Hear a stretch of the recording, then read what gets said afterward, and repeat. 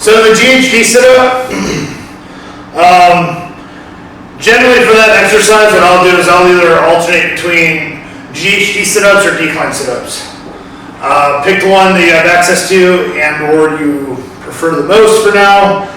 For the GHD sit-ups, usually it's on an actual GHD machine. I don't have a pad for mine yet, it's in shipping still. So I'm going to do about 30 feet in here. You're going to go back, come up.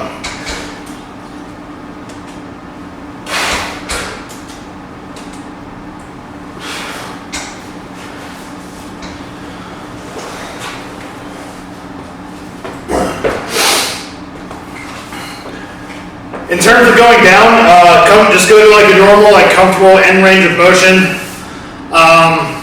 As far as like overloading it, I just hold like a plate or a dumbbell back behind my head.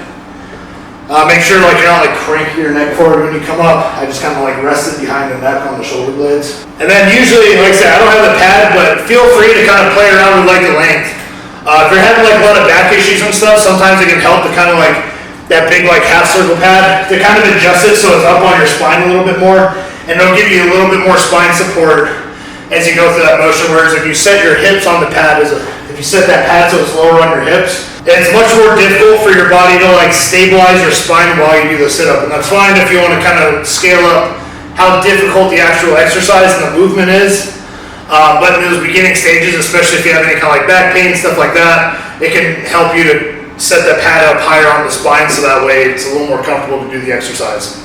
That's all I got for that. Let me know if you got any questions. If you don't have a GHD machine, like a lot of gyms don't have them, or you're working out from home, but you have access to a bench, great.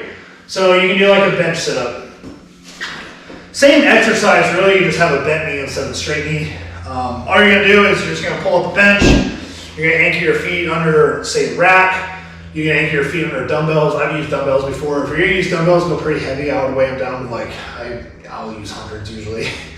You don't want it to like be on your sit-up and then your feet kick the dumbbells up, which is your anchor and your support, and then you fall backwards and smash your head.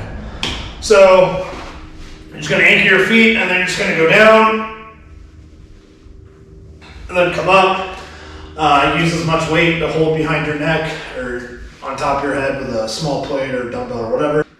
If you want, you can swap it out for decline sit-ups. I really like decline sit-ups, especially if you have like a steep decline on them. No, those are money. That honestly, that's really it. Nothing crazy there.